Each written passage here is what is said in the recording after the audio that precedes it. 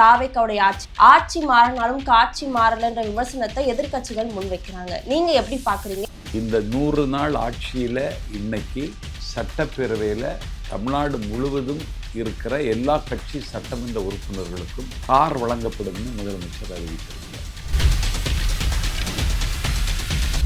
தமிழகத்துல தொடர்ந்து நிறைய பிரச்சனைகள் இருந்துட்டு இருக்கு. இந்த ஊழல்ன்றது இப்ப மறுபடியும் தாவேக்கா ஆட்சியில வர இருக்கு அப்படின்னு அண்ணாமலை அவர்கள் சொல்லியிருக்காங்க. பொதுமக்களுடைய வரிப்பணத்தை தொடமாட்டேன், தொடவும் விடமாட்டேன், தொட்டவனையும் விடமாட்டேன். ஏன்னா அமைச்சர்கள் ஊழல் செய்ய மாட்டேன்னு சட்டமன்றத்திலே அறிவிக்கிறார். அப்படி ஒரு நோக்கம் எந்த அமைச்சருக்கும் இருக்கல. இருந்தால் அவர்கள் அமைச்சராக இருக்க முடியாது. இப்ப டெண்டர் முறைகேடுல ஏற்கனவே முதலமைச்சருடைய அலுவலகம் மாற்றப்படுது. இதுல முறைகேடு நடந்திருக்குன்னு எதிர்க்கட்சிகள் குற்றச்சாட்டா முன்வைக்கிறாங்க. இல்ல, அது முறைகேடு கிடையாது. வேலையை தொடங்கிருங்க, டெண்டர் இந்த நாள் நாங்கள் அறிவிச்சிருவோம், நீங்கள் இந்த டெண்டரை எடுத்துக்கிடுங்கன்னு சொல்லி அது ஒரு பேச்சுவார்த்தை தான். அது அரசும் அந்த ஒப்பந்தக்காரரும் பேசி எடுக்கப்பட்ட நடவடிக்கை. எதிர்க்கட்சி தலைவர் உதயநிதி உட்பட தாவேக்கா ஆட்சியிலும் ஊழல் நடந்துட்டு இருக்கின்ற மாதிரியான விமர்சனங்கள் தொடர்ந்து வந்துட்டு இருக்குல்ல சார்? அதாவது வேணும்னே சொல்றது. நீ அப்படின்னா சாதிச்சிய சொல்லு. சட்டமன்றம் தானே கூட்டிட்டு இருக்கு, சொல்லு. சட்டமன்றத்தில் ஆம்பளையா இருந்தா நீ எதிர்க்கட்சி தலைவனாக இருப்பதுக்கே தகுதி இல்லையே. இதற்கு முன்னாடியும் அவர் துணை முதலமைச்சரா இருந்திருக்காரு. சட்டப்பேரவையில் இருந்தும் தேரத்துக்கு நம்ம என்ன செய்ய முடியும்? கோயம்புத்தூர்ல ஒரு மாணவன் கொலை செய்யப்படுறாரு. ஒரு மிகப்பெரிய அதிர்வலைகளை தமிழ்நாட்டுல எழுந்தது. முதலமைச்சர் பதில் சொல்லலைன்னு சொல்றீங்களா? முதலமைச்சர் இன்னைக்கே பதில் சொல்லிட்டாரு. எப்போது பேச வேண்டும், எப்படி பேச வேண்டும், என்ன பேச வேண்டும்னு எனக்கு தெரியும்னு சொல்லிட்டாரு. சமூக வலைத்தளங்கள்ல ஒரு சில பேர் த்ரிஷா அவர்கள் துணை முதலமைச்சர் ஆனா கூட என்ன தப்புன்ற மாதிரியான வீடியோக்கள் இப்ப தொடர்ந்து வந்துட்டு இருக்கு. அவங்களுக்கு முக்கியத்துவம் கொடுக்கறாங்களா இல்லையான்னு எனக்கு தெரியாது. நான் அந்த இடத்துக்கெல்லாம் போறது கிடையாது.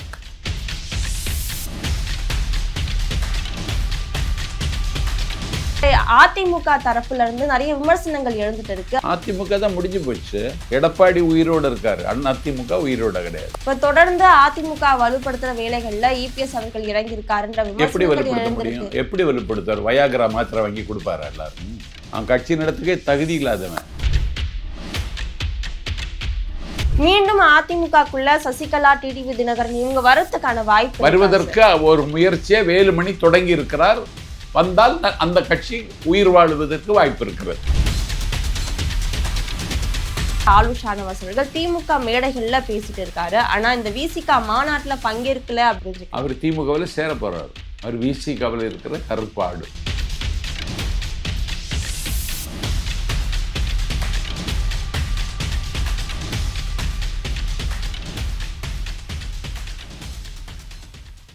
C7 நியூஸ் நேயர்களுக்கு வணக்கம். இன்றைய நேர்காணலில் நம்மோடு இணைந்திருக்கிறார் தாவேக்கா பரப்புரை செயலாளர் திரு நாஞ்சில் சம்பத் அவர்கள். வணக்கம். வணக்கம். 100 நாட்கள் தாவேக்காவுடைய ஆட்சி, நிறைய விமர்சனங்கள் முன்வைக்கிறாங்க. ஆட்சி மாறினாலும் காட்சி மாறலன்ற விமர்சனத்தை எதிர்க்கட்சிகள் முன்வைக்கிறாங்க. நீங்க எப்படி பாக்குறீங்க இந்த 100 நாள் தாவேக்காவுடைய ஆட்சி? இல்ல, காசியில் விசாலாட்சி, காஞ்சியில் காமாட்சி, மதுரையில் மீனாட்சி, தமிழ்நாட்டில் விஜயின் 100 நாள் நல்லாட்சி. இதுதான் தமிழ் மக்களுக்கு கருத்து. இதற்கு உதாரணம் சட்டமன்ற நடவடிக்கைகளை இன்றைக்கு அவர்கள் ஒளிபரப்புகிறோம். கண்விழிக்காத கிராமத்தில் இருக்கிறவனும் அதை ஊன்றி கவனிக்கிறான்.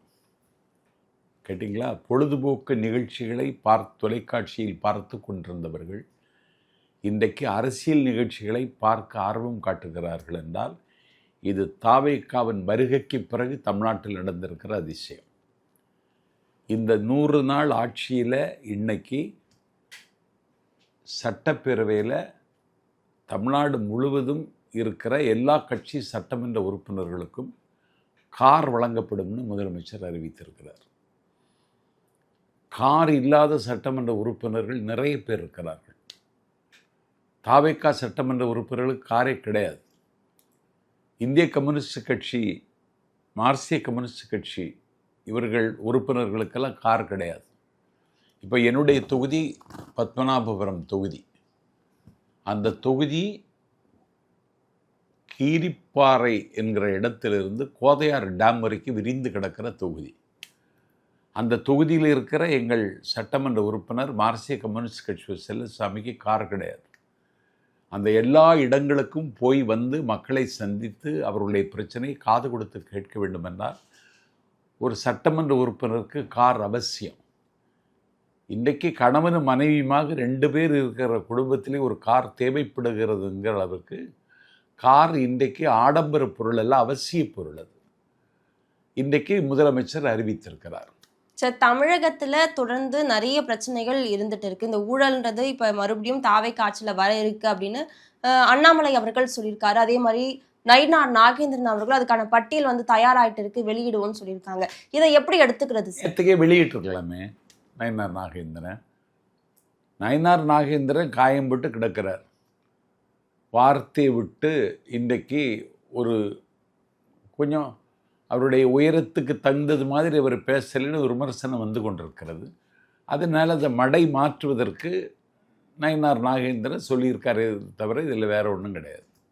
நாங்கள் வந்து ஊழல் பண்ணலைன்னு தாவேக்கா அரசு சொன்னாலும் அதுக்கான சாத்தியக்கூறுகள் இல்லைன்னு சொல்ல வரீங்களா சார்? அண்ணாமலை அவர்களும் இடையில சொல்லியிருக்காங்க, அமைச்சர்கள் ஊழல் வாங்க ஆரம்பிச்சிட்டாங்க, கரப்ஷன்ல ஈடுபடுறாங்கன்ற ஒரு குற்றச்சாட்டை முன் வச்சிருக்காரு. இதை அப்படியே கடந்து போயிட முடியும்? கடந்து போய்த்தான் ஆகணும். ஏன்னா அமைச்சர்கள் ஊழல் செய்ய மாட்டேன்னு சட்டமன்றத்திலே அறிவிக்கிறார் எங்கள் பொதுச் செயலாளர். அப்படி ஒரு நோக்கம் எந்த அமைச்சருக்கும் இருக்கலை. இருந்தால் அவர்கள் அமைச்சராக இருக்க முடியாது. பொதுமக்களுடைய வரிப்பணத்தை தொடமாட்டேன், தொடவும் விடமாட்டேன், தொட்டவனையும் விடமாட்டேன் அப்படின்னு எங்கள் தலைவர் எடுத்த சபதம். அதனால் அமைச்சர்கள் அப்படியெல்லாம் வாங்க மாட்டாங்க. அண்ணாமலைக்கு அரசியல் செய்வதற்கு இதுபோல் பேசத்தான் வேண்டும். அண்ணாமலைக்கு அப்படி ஒரு தகவல் இருந்தால் அவர் சொல்லலாம். அதை சொன்னால் அதை எங்கள் முதலமைச்சரை கவனத்தில் எடுத்துக்கொண்டு நடவடிக்கை எடுப்பார். இப்ப டெண்டர் முறைகேடுல ஏற்கனவே முதலமைச்சருடைய அலுவலகம் வந்து மாற்றப்படுது. ஆனா அது மாற்றப்பட்டு வேலைகள் நடந்த பிறகு டெண்டருக்கான அறிவிப்புன்றது வெளியாகுதுன்றப்ப இதுல முறைகேடு நடந்திருக்குன்னு எதிர்க்கட்சிகள் குற்றச்சாட்டா முன்வைக்கிறாங்க. இல்ல, அது முறைகேடு கிடையாது. வேலையை தொடங்கிருங்க, டெண்டர் இந்த நாள் நாங்கள் அறிவிச்சிருவோம், நீங்கள் அந்த டெண்டரை எடுத்துக்கிடுங்கன்னு சொல்லி அது ஒரு பேச்சுவார்த்தை தான். அது வந்து அரசும் அந்த ஒப்பந்தக்காரரும் பேசி எடுக்கப்பட்ட நடவடிக்கை. இது வெளிப்படைத்தன்மையோடு இல்லைன்னு முறைகேடு கிடையாது. அவருக்கே அந்த வேலையை அவருக்கே கொடுத்தாச்சு. அவர் வேலை பார்க்க ஆரம்பித்த பிறகு டெண்டர் விட்டாச்சு, அவருக்கு கொடுத்தாச்சு. இது அரசும் அந்த ஒப்பந்தக்காரரும் சுமூகமாக பேசி எடுத்த முடிவை தவிர இதில் முறைகேடெல்லாம் கிடையாது. சரி, திமுக ஆட்சியிலேயே இந்த மாதிரியான விவகாரம் வரப்ப அவங்க வெளிப்படைத்தன்மையோடு நடந்துக்கலன்ற ஒரு குற்றச்சாட்டை தாவேக்கா உட்பட எல்லாருமே முன் வச்சாங்க. இப்ப அதே ஒரு மாதிரியான ஒரு செயல்பாடுகள்ல தான் முதல்வர் விஜய் அவர்கள் இது அப்படியெல்லாம் கிடையாது. பொதுப்பணித்துறை அமைச்சர் ஆதவ் அர்ஜுனா அவர்கள் ஒப்பந்தக்காரர்கள் கூட்டத்தை கோட்டையில் கூட்டுகிறார். இந்தியாவில் யாருக்கும் இந்த துணிச்சல் கிடையாது. ஒப்பந்தக்காரர்கள் கூட்டத்தை கூட்டி எந்த ஃபண்டும் எனக்கு தேவையில்லை, வேலைகள் தரமாக இருக்க வேண்டும், தரமற்ற சாலைகள் போட்டால் ஒப்பந்தத்தை ரத்து செய்வேன் என்று எச்சரிக்கிற துணியில் பேசியது மட்டுமல்ல, கடந்த ஆட்சி காலத்தில் நெடுஞ்சாலை துறையில் மட்டும் 10 வழியில் ஊழல் நடந்தது. இந்தியாவினுடைய சாலை போக்குவரத்து துறை அமைச்சர் நிதின் கட்கரியின் இடத்தில் சொன்னார், அந்த ஊழலுடைய ஊற்றுக்கண்ணை நீங்கள் அடைத்து தந்தால் 2 லட்சம் கோடிக்கு தமிழ்நாட்டில் நெடுஞ்சாலை துறைக்கு மட்டும் நிதி ஒதுக்கப்படும்னு நிதின் கட்கரி சொன்னார்ன்னு எங்கள் பொதுப்பணித்துறை அமைச்சர் ஆதவ் அர்ஜுனா அவர்கள் வெளிப்படையாகவே பேசியிருக்கிறார். அதனால் எங்கள் ஆட்சியில் அதுக்கெல்லாம் வாய்ப்பு இல்லை. எதிர்கட்சி தலைவர் உதயநிதி உட்பட ஆட்சி மாறினாலும் காட்சி மாறல, திமுக நிறைய விமர்சனங்களை முன் வச்சுட்டு வராங்க. தாவேக்கா ஆட்சியிலையும் ஊழல் நடந்துட்டு இருக்குன்ற மாதிரியான விமர்சனங்கள் தொடர்ந்து வந்துட்டு இருக்குல்ல சார்? அதாவது வேணும்னே சொல்றது. நீ அப்படின்னு சாதிச்சிய சொல்லு. சட்டமன்றம் தானே கூட்டிட்டு இருக்கு, சொல்லு. சட்டமன்றத்தில் ஆம்பளையா இருந்தா இங்கங்கே இன்னும் தவறு நடக்குன்னு சொல்லு. உனக்கு தான் சொல்ல தெரியலையே. நீ எதிர்கட்சி தலைவனாக இருப்பதுக்கே தகுதி இல்லையே. யார்கிட்ட எந்த லாகா யார் மந்திரின்னு தெரியலன்னு எதிர்கட்சி தலைவர் சொல்றாரு. அப்ப நீ எதிர்கட்சி தலைவராக இருப்பதற்கே தகுதி இல்லையே. ஒவ்வொரு அமைச்சருக்கும் ஒரு அறை ஒதுக்கப்பட்டிருக்கிறது, அவருடைய துறை எழுதப்பட்டிருக்கிறது. எந்த துறைக்கு யார் அமைச்சர்னு தெரியலன்னு எதிர்கட்சி தலைவர் சொல்றாருன்னா அப்ப நீ எதிர்கட்சி தலைவராக இருப்பதற்கே தகுதி இல்லாதவன். சரியான ஒரு குற்றச்சாட்டுகளை சட்டசபையில எதிர்கட்சி தலைவர் எழுப்பலையா சார்? எழுப்ப தெரியாது. இதற்கு முன்னாடியும் அவர் துணை முதலமைச்சரா இருந்திருக்காரு, சட்டப்பேரவையில் இருந்தும் தேரல. தேராத்துக்கு நம்ம என்ன செய்ய முடியும்? தாவேக அரசுக்கு இது புதுசு அப்படின்னாலும் அமைச்சர்கள் கேட்கிற கேள்விக்கு பதில் சொல்ல அந்த துறை அமைச்சர்கள் பதில் சொல்லாம வேறு துறை அமைச்சர்கள் பதில் சொல்றாங்க. அமைச்சரவை என்பது கூட்டு பொறுப்பு. அமைச்சரவை கூட்டு பொறுப்பு. ஒரு துறையை சார்ந்து கேள்வி கேட்டா அந்த அமைச்சர் தான் சொல்லணும், இல்லை வேறொரு அமைச்சர் சொல்லலாம். அது ஒரு கூட்டு பொறுப்பு. கேள்விகளுக்கு பதில் சொல்லுகிற இடத்துல ஆதவ அர்ஜுனா, மதிப்பிற்குரிய பள்ளிக்கல்வித்துறை அமைச்சர் ராஜ்மோகன், அதை தட எங்களுடைய அவை முன்னவராக இருக்கிற செங்கோட்டையன் எல்லாரும் பதில் சொல்கிறாங்க. சில அமைச்சர்கள் பதில் சொல்லலைன்னா அது அவர்கள் மீது உள்ள குற்றம் இல்லை, அது அனுபவமின்மை தான் காரணம், வேற ஒன்றும் இல்லை. பதில் சொல்லிட்டு தான் இருக்கும். கோயம்புத்தூர்ல ஒரு மாணவன் கொலை செய்யப்படுறாரு. ஒரு மிகப்பெரிய அதிர்வலைகளை தமிழ்நாட்டுல எழுந்தது. அது மட்டும் இல்லாம இதுக்கு ஒரு உரிய பதில் தாவேக அரசிட்ட இருந்து வரலன்ற குற்றச்சாட்டை முன்வைக்கிறாங்க. குற்றவாளிகளை தேடலையா? குற்றவாளிகளை கைது செய்யலையா? அவர்களை சட்டத்தின் முன் நிறுத்தலையா? எல்லா நடவடிக்கைகளையும் காவல்துறை மேற்கொண்டுதான் வருகிறது. அதனால இதுக்கு முதலமைச்சர் பதில் சொல்லலைன்னு சொல்றீங்களா? முதலமைச்சர் இன்னைக்கே பதில் சொல்லிட்டாரு. எப்போது பேச வேண்டும், எப்படி பேச வேண்டும், என்ன பேச வேண்டும்னு எனக்கு தெரியும்னு சொல்லிட்டாரு. ஒரு சம்பவம் நடந்து விட்டால் அது ஒரு அது ஒரு சம்பவம். ஒரு கொலையானாலும் கொள்ளையானாலும் அது ஒரு சம்பவம். அந்த சம்பவத்திற்கு உரிய நடவடிக்கை காவல்துறை எடுத்திருக்கிறது. இதுல வேற என்ன இருக்கு? தமிழகத்துல தொடர்ந்து கொலைகள் அதிகமாகிட்டு இருக்கு, புழக்கம் அதிகமாயிட்டு இருக்குன்றது வருது. அப்படி ஒண்ணும் கிடையாது. ஒரே வாரத்துல 4-5 கொலைகள் நடந்திருக்குன்றது அப்படியெல்லாம் கிடையாது. பாருங்க, தமிழ்நாட்டில் ஸ்டாலின் ஆட்சியை விட இன்னைக்கு போக்சோ வழக்கில் கைது செய்யப்பட்டார் அப்படின்னு ஒரு செய்தி வருகிறதா? இல்லை. இன்றைக்கு போக்சோ குற்றவாளிகள் இன்றைக்கு தமிழ்நாட்டில் இல்லை என்கிற அளவிற்கு நிலைமை மாற்றி இருக்கிறோம். எங்களுடைய டிஜிபியாக மகேஷ் அகர்வால் பொறுப்பேற்றதற்கு பிறகு ஒவ்வொரு நகரத்திலும் காவல் நிலையத்திலையும் ஒரு நாள் போலீஸ் ரோந்து நடத்த வேண்டும் என்று இன்றைக்கு ரோந்து போய்கொண்டிருக்கிறார்கள். நேற்று முன்தினம் கோவில்பட்டி போகிறேன், அங்கே ரோந்து போயிட்டுருக்காங்க போலீஸ். மணப்பாறையில் பார்க்குற ரோந்து போயிட்டுருக்காங்க, ராலிமலையில் பார்க்குற ரோந்து போயிட்டுருக்காங்க.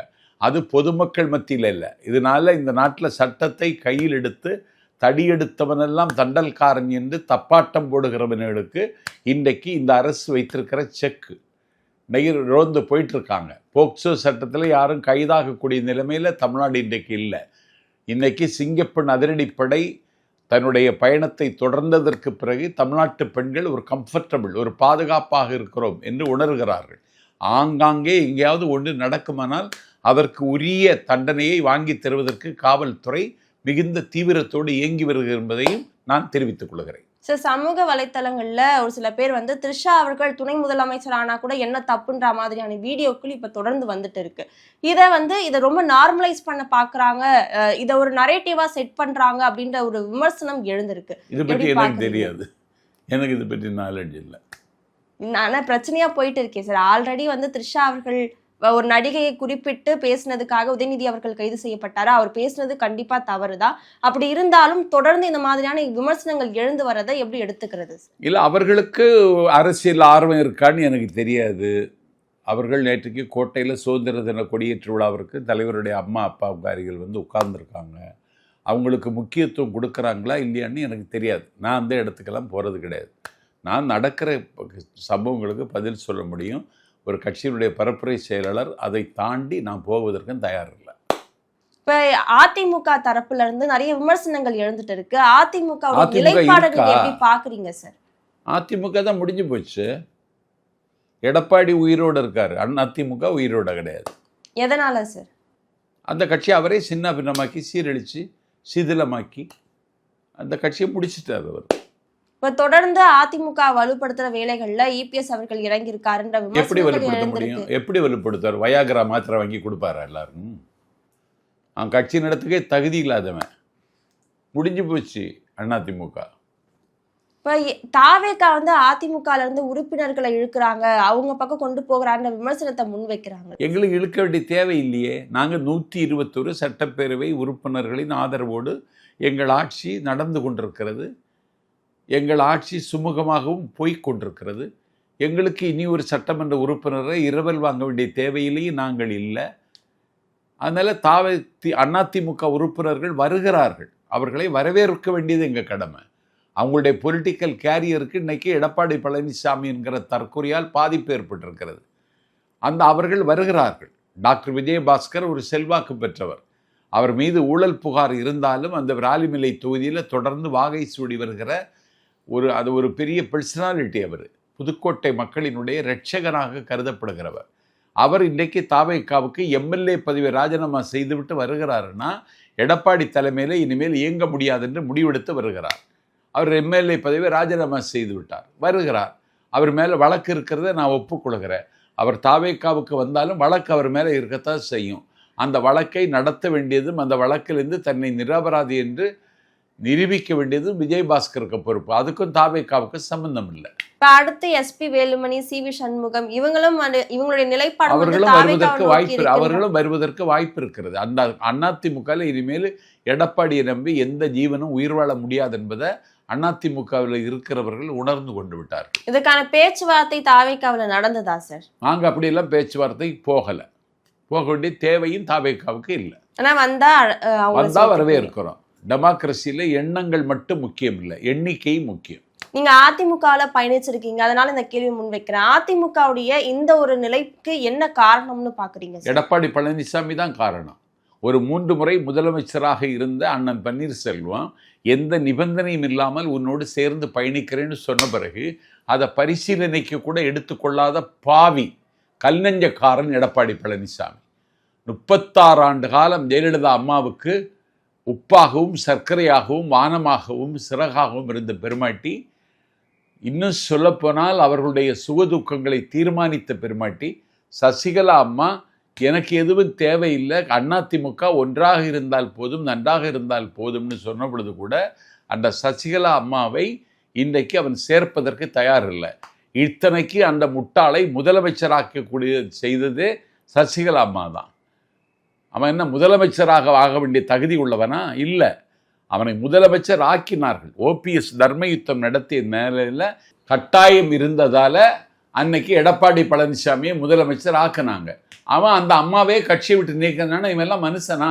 அப்போ எப்படி கட்சி காப்பாற்றப்படும்? ஆனா தொடர்ந்து அவர் எல்லாருமே அரவணைச்சு போயிட்டு இருக்காரு. இருந்தாலும் தாவேக்காக போக வேண்டிய நோக்கத்தினாலே வெளியேறி இவன் அரவணைச்சிருந்தா உடுமலை ராதாகிருஷ்ணன் எப்படி போவாரு? இவன் அரவணைச்சா இவனை விட சீனியர் எம்சி சம்பத் எப்படி போவாரு? இவன் அரவணைச்சிருந்தா கடம்பூர் ராஜு செல்வாக்கோட இன்னைக்கு இருக்கிறவர், எம்எல்ஏ ஆகல தோற்று போயிருக்கலாம், இன்னைக்கும் செல்வாக்கோட இருக்கவர், அவர் எப்படி போவாரு? இவன் அரவணைச்சிருந்தா இவங்க எல்லாம் போவாங்களா? பெஞ்சமின் திமுகவுக்கு போயிட்டாரு, இவர் அரவணைச்சிருந்தா போவாரா? இவன் அரவணைக்கல, அரவணைக்கிற பண்பே கிடையாது, ஜனநாயக பண்பில்லாதவர் எடப்பாடி பழனிசாமி. மீண்டும் அதிமுகக்குள்ள சசிகலா, டிடிவி தினகரன் இவங்க வரதுக்கான வாய்ப்பு வருவதற்கு ஒரு முயற்சியை வேலுமணி தொடங்கி இருக்கிறார். வந்தால் அந்த கட்சி உயிர் வாழுவதற்கு வாய்ப்பு இருக்கிறது. மீண்டும் அதிமுக ஒருங்கிணைக்கிற வேலைகளை இப்ப வேலுமணி முன்னெடுத்திருக்காரா? ஆமா. தாவேக்காவுக்கு வரதுக்கான வாய்ப்பு இருக்குன்ற விமர்சனமும் எழுந்துட்டு இருக்குல்ல? தாவேக்காவுக்கு வரணும்னு அவங்க நினைச்சாங்க. தாவேக்காவில் அவங்களுக்கு எந்த இடத்தை நாங்க கொடுக்க முடியும்? அவங்க ஒரு அமைச்சர் பதவி எதிர்பார்த்து வந்தா கொடுக்க முடியுமா? கொடுக்க முடியாது. அதுக்காக கட்சி மாறினா என்ன ஆகும்? எம்எல்ஏ பதவி பறி போகும். அதுக்கான வாய்ப்பு இல்லை. தொடர்ந்து அதிமுகவும் திமுகவும் கூட்டணின்ற பேச்சுவார்த்தைகள்லாம் நடந்துட்டு இருந்தது. ஆனா இப்ப இந்தியா கூட்டணியில தாவேக்கா இருக்கான்ற ஒரு விமர்சனம் எழுந்திருக்கு. நீங்க எப்படி பாக்குறீங்க சார்? அதாவது இந்தியா கூட்டணியில் நாங்கள் இருக்கிறோமா இல்லையாங்கிறது எங்கள் தலைவர் தான் அறிவிக்கணும். அறிவிக்க வேண்டிய நேரம் இன்னும் வரல, அவ்வளவுதான். ஆனா இப்ப வரைக்கும் தனித்து தான் இருக்குன்னு தாவேக்கான்னு எடுத்து. ஆமா. ஏற்கனவே இந்தியா அலைன்ஸ்ல காங்கிரஸ் கட்சியோடு தோழமையோடு இருக்கும். திமுக வெளியேறிச்சு, இந்தியா கூட்டணியில இல்லன்ற விமர்சனம் இருந்தது. இப்ப அவங்களே சொல்லிட்டாங்க நாங்க அந்த கூட்டணியில இல்ல அப்படின்ட்டு. இப்ப திமுகவுடைய நிலைப்பாடை பத்தி உங்களுடைய கருத்து? திமுகவின் நிலைப்பாடு கள்ளக்காதல் பிஜேபிக்கு அவங்களுக்கும் பிஜேபியோட திமுக கூட்டணி வைக்கிறதுக்கான வாய்ப்பு இருக்கு. வைக்க போறாங்க.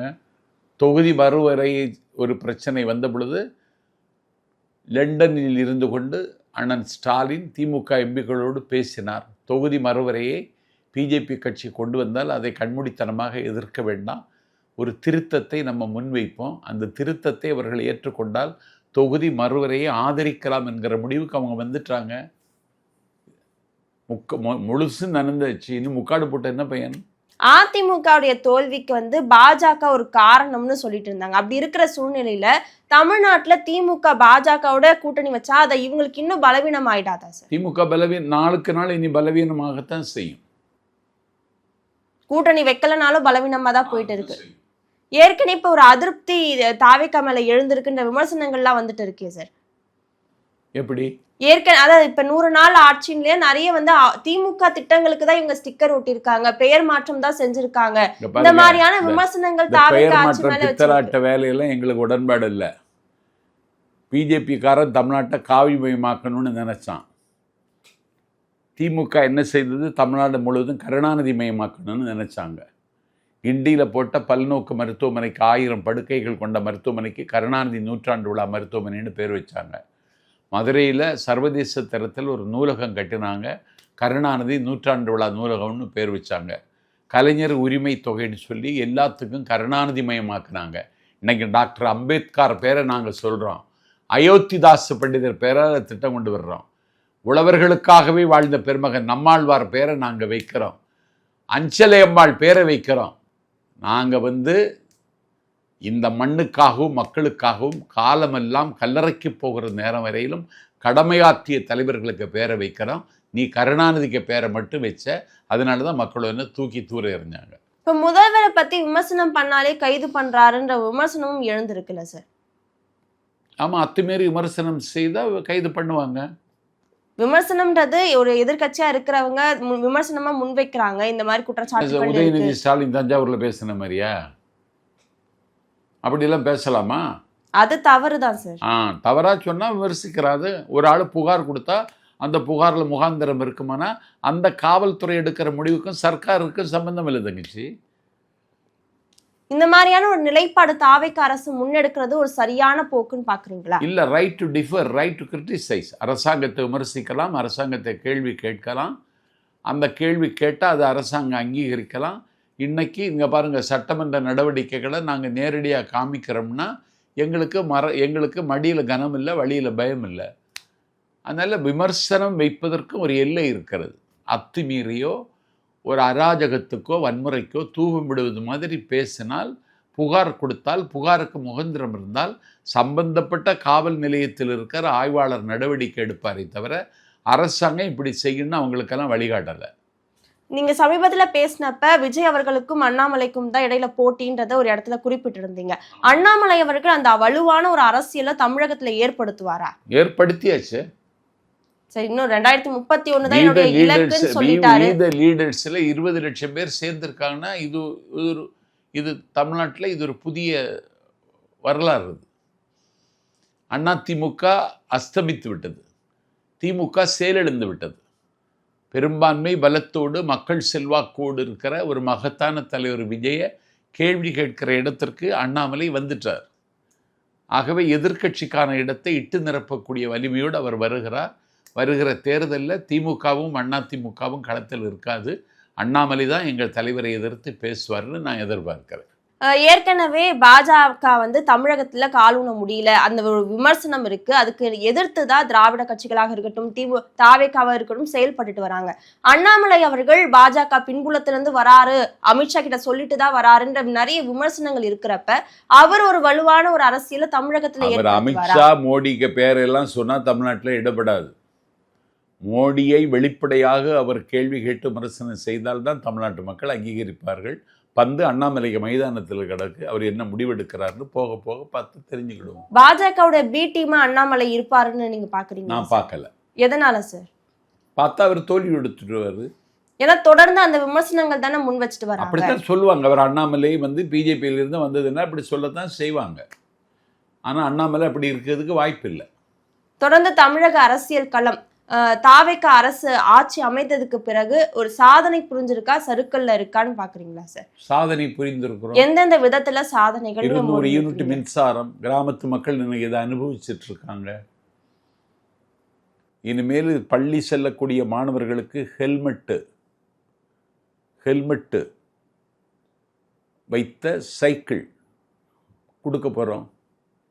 தமிழ்நாடு முழுவதும் இன்றைக்கு ஏழை மகாத்மா காந்தி தேசிய ஊரக வேலைவாய்ப்பு திட்டம் 1 லட்சம் 100 நாள் வேலை வாய்ப்பு திட்டத்தை 150 நாளாக ஒதுக்கியிருக்கோம். தமிழ்நாடு முழுவதும் இன்றைக்கு வெளிப்படையான நிர்வாகத்தை நடத்திட்டு இருக்கோம். திமுக ஆட்சி காலத்தில் வண்டல் மண்ணை எடுக்கிறதுக்கும் திமுக காரனுக்கு கப்பம் கட்டணும். இன்றைக்கி விவசாயிகள் தேவையான வண்டல் மண்ணை நீங்களே எடுத்துக்கொண்டு போகலாம்னு உத்தரவு போட்டிருக்கோம். எல்லா துறையும் இன்றைக்கு முத்திரை பதித்து கொண்டிருக்கிறது. இந்த ஆட்சியில் எந்த குறையும் கிடையாது. தாவேக நிர்வாகிகள் மேலேயே நிறைய குற்றச்சாட்டுகள் அவர்களை கைது செய்கிறோம். இன்றைக்கி ஒரு ஆள் கைது செய்திருக்கோம். தாவேக்கான்னு பார்க்கறது இல்லை, குற்றம் யார் செய்தாலும் கைது செய்கிறோம். ஆனால் தொடர்ந்து இதுவும் விமர்சனத்துக்கு விமர்சனத்தாகத்தான் செய்யும். ஆளுங்கட்சிக்காரனே அத்துமீறினா இன்னைக்கு கைது செய்திருக்கோம். ஒரு நகை பறிப்பில் ஒருதை ஈடுபட்டான்னு சொல்லி இன்னைக்கு ஒரு தானே கைது செய்திருக்கோம். கூட்டணி நிலைப்பாடு விசிகா தாவேக்காவோட கூட்டணின்னு சொல்லி அறிவிச்சுட்டாங்க. அடுத்து அவருடைய மாநாட்டில் நிறைய விமர்சனம் உள்ளாச்சு. இதற்கு முன்னாடி இப்படி ஒரு மாநாடை விசிகா முன்னெடுத்தல. ஆனா இந்த தடவை ஒரு மிகப்பெரிய ஒரு கூட்டம் வந்திருந்தது. ஒரு நிறைய இன்னொரு ஸ்டாம்பேட் நடந்ததுக்கான வாய்ப்பு கூட ஏற்பட்டதுன்ற ஒரு விமர்சனம் இருந்தது. நீங்க எப்படி பாக்குறீங்க? நேற்றுக்கு கூடிய கூட்டம் மகத்தான கூட்டம். இப்படி ஒரு கூட்டத்தை யாராலையும் கூட்ட முடியாது. திமுக எல்லாம் கற்பனை கூட செய்ய முடியாது. அதிமுக செய்ய முடியாது. அவரை தாவேக்காவோட கூட்டணி வைத்து கொண்ட காரணத்தினால செய்யூர் தொகுதியில் எம்எல்ஏ ஆக இருந்தவர் அவரை விட்டு விலகி திமுகவில் சேர்ந்தார். ஆகவே விடுதலை சிறுத்தைகளை பலவீனப்படுத்த திமுக திட்டமிடுகிறது. அதனால தாங்கள் விடுதலை சிறுத்தைகள் பலவீனப்படுத்த முடியாது, அவர் பக்கம் நாங்கள் உறுதியாக நிற்கிறோம் என்று எல்லோரும் நேற்றைக்கு சங்கமித்த திருவிழா அது உளுந்தூர்பேட்டையில் நடந்தது. அவர் வலிமையோடு இருக்கிறார், கொள்கை சார்ந்து இயங்குகிறார். தமிழ் தேசியம் பேசி இயக்கிறான் ஒரு பையன் தமிழ்நாட்டில். தமிழ் தேசிய நிகழ்ச்சின்னு சொல்லி அந்த நிகழ்ச்சிக்கு பேர் வைத்தார். அந்த மாநாட்டில் கலந்து கொண்டு விட்டு நேற்றைக்கு எங்கள் தலைவரை சந்தித்து எப்போதும் உங்களோட உறுதியாக நிற்பேன்னு சொல்லிட்டு போகிறாருன்னா, தமிழ்நாட்டு அரசியலில் இன்றைக்கி நம்பகத்தன்மை உள்ள தலைவன் விஜய், அவருடைய நம்பிக்கையை பெற்றவர் தொல் திருமாவளவன் என்பது நிரூபணமாகி இருக்கிறது. விசிகாவுடைய முதன்மை செயலாளர் ஆலு ஷானவாஸ் அவர்கள் திமுக மேடைகள்ல பேசிட்டு இருக்காரு. ஆனா இந்த விசிகா மாநாட்டுல பங்கேற்கல அப்படின்னு ஒரு மிகப்பெரிய ஒரு குற்றச்சாட்டாவே முன்வைக்கிறாங்க. இது திமுகவுக்கு ஆதரவான ஒரு செயல்பாடுகள் அவர் ஈடுபட்டுட்டு வராருன்னு நம்ம புரிஞ்சுக்கலாம். அவர் திமுகவில் சேர போறாரு. அவர் விசிகாவில் இருக்கிற கருப்பாடு. கூடிய விரைவில் திமுக இணைவார். எப்பவுமே திமுக தான். திமுக மேடையிலே பேசுறாங்கல்ல. ஆனால் இதுக்கு விசிகா தரப்புல இருந்து ஒரு எதிர்ப்பு கூட வரலையே சார். அதுதான் எனக்கு புரியல. என்ன காரணம்? நீக்கிடுவாங்க, இல்லைன்னா இவரே நீங்கி போயிடுவார். அமித்ஷா வராரு. அமித்ஷா தென் முதல்வர்களை சந்திக்க இருக்கிறாரு. இந்த ஒரு சந்திப்புன்றது ஒரு மாற்றத்தை ஏற்படுத்துமா சார்? இல்லை, ஒரு டெமோக்ரஸி மீன்ஸ் டிஸ்கஸ், விவாதிக்கலாம். இப்போ காவேரி தண்ணீர் பிரச்சனையில் கர்நாடகம் முரண்டு பிடிக்கிறது. ஒரு 3 தமிழர்கள் நேற்று முன்தினம் சுடப்பட்டிருக்கிறார்கள். சிவகுமார் வர்றாரு, எங்கள் முதலமைச்சரும் போகிறாரு. உள்துறை அமைச்சருக்கு முன்னால் இதெல்லாம் விவாதிப்பாங்க. ஒரு தீர்வு கிடைக்காவிட்டாலும் ஒரு தீர்வை நோக்கிய பயணத்திற்கு இந்த மாநாடு வழிவகும். இந்த 3 தமிழர்கள் சுட்டுக் கொல்லப்பட்ட விவகாரத்துல தமிழகத்தை தடையிடாதீங்க அப்படின்னு சொல்லிட்டு கர்நாடகா முதல்வர் சொல்லியிருக்காரு. இதை எப்படி எடுத்துக்கிறது சார்? இது நமக்கு நேர்ந்த ஒரு அவமானம்ன்ற மாதிரி இல்லையா? 2028 அங்க கர்நாடகத்தில் தேர்தல் வரப்போகுது. இன்றைக்கு இருக்கிற அந்த இடத்தை தக்க வைக்கணும்னு சிவகுமார் நினைக்கிறார். அதனால தேர்தல் கால சிந்தனை அவருக்கு மனசில் ஓடிட்டு இருக்கு. கர்நாடக மக்களுடைய காதலரும் நான் காட்டிக்க வேண்டும். அதுக்காக நடந்த நாடகத்தில் இது ஒரு ஒத்திகை காட்சி, வேற ஒன்றும் கிடையாது. ஏன்னா தாவேகா கூட்டணியில காங்கிரஸ் இருக்காங்க. அப்படி இருக்கும்போது இந்த மாதிரியான ஒரு விவகாரத்தை ஏன் காங்கிரஸும் கண்டிக்கலன்ற ஒரு காங்கிரஸ் கண்டிக்காது. கர்நாடகத்தில் கடவுளே முதலமைச்சராக இருந்தாலும் காவேரி தண்ணீர் பிரச்சனையில் அவங்க கர்நாடகத்துக்கு ஆதரவாக தான் இருப்பாங்க. அதனால இது ஒன்றும் பிரச்சனை இல்லை. எப்பொழுதும் இப்படி இருக்கிற பிரச்சனை தான். நம்மளுடைய முதல்வரை பலவீனமா பாக்குறாங்களா கர்நாடகாலன்ற ஒரு விமர்சனம். நாளைக்கு பெங்களூர்ல போனா சிவகுமாருக்கு கூடாத கூட்டம் எங்க தலைவருக்கு வரும். அவரே முதல்வரை வர வேண்டாம், இங்க நிலைமை சரியில்லைன்னு சொல்ற அளவுக்கு ஒரு நிலைமை மாறி வரும். அதனால தலைவர் இது 2 மாநிலங்களுக்கான பிரச்சனை மட்டுமல்ல, 2 மாநிலத்து மக்களுக்கான பிரச்சனை. கேட்டிங்களா? ஒரு காவிரி இடைக்கால தீர்ப்பு ஒரு நாள் வழங்கப்பட்டது. பெங்களூரில் இருக்கிற தமிழர்கள் இல்லங்கள் சூறையாடப்பட்டன. தமிழருடைய வாகனங்கள் அடையாளம் கண்டு தீ வைத்து கொளுத்தினார்கள். அதனால் நம்ம எச்சரிக்கையாக இருக்கணுங்கிறது எங்கள் தலைவருக்கு ஒரு பார்வை. அந்த பார்வையில் 1000 நியாயம் இருக்கு என்பதை கர்நாடகத்தில் வாழுகிற தமிழர்களும் தமிழ்நாட்டின் எல்லையில் இருக்கிற தமிழர்களும் இன்றைக்கு உணர்ந்து எங்கள் தலைவருடைய நாகரிகமான அரசியலை பாராட்டுகிறார். இறுதியா ஒரு கேள்வி சார், த்ரிஷா அவர்களை ஜெயலலிதா அவர்களோட ஒப்பிட்டு சில பேர் பேசிட்டு வராங்க, அதை நீங்க ஏத்துக்கிறீங்களா சார்? இல்லை, ஜெயலலிதா அம்மையாரோடு யாரையும் ஒப்பிட முடியாது. ஏன்னா த்ரிஷா அவர்கள் அந்த சுதந்திர தின விழாவுக்கு வந்தது, அதை அடுத்து அவர் தான் துணை முதல்வர்ன்ற அளவுக்கு பேசிட்டு வராங்க. அது மட்டும் இல்லாம எம்ஜிஆர் ஆட்சியை விஜய் அவர்கள் கொடுக்குறாரு அப்படின்றப்ப த்ரிஷா அவர்கள் ஜெயலலிதாவோட ஒப்பிட்டு சிலர் பேசிட்டு வராங்க. அதெல்லாம் அது ஒரு அரிப்பு. அதெல்லாம் அப்படியெல்லாம் ஒன்றும் கிடையாது. ஜெயலலிதாவோடு யாரையும் ஒப்பிட முடியாது. அவங்க இந்தியாவுடைய அயன் லேடி. அவங்க த்ரிஷா அவர்களுக்கு கட்சியில வாய்ப்பு ஏதாவது கொடுக்கறதுக்கான அது தலைவர் தான் முடிவு பண்ணணும், நான் முடிவு பண்ண முடியும். ஆனா அதுக்கான சூழல் இருக்கா சார்? தெரியல எனக்கு. பல்வேறு அரசியல் தகவல்களை பகிர்ந்து கொண்டதுக்கு நன்றி சார். நன்றி.